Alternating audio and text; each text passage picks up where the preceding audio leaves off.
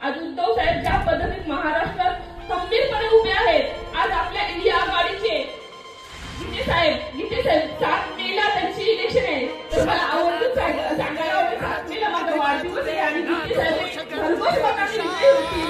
ते हमखास कार्यकर्त्यांची महागाई झालेली आहे, महागाईकडे सुद्धा आपली काय होऊ शकते.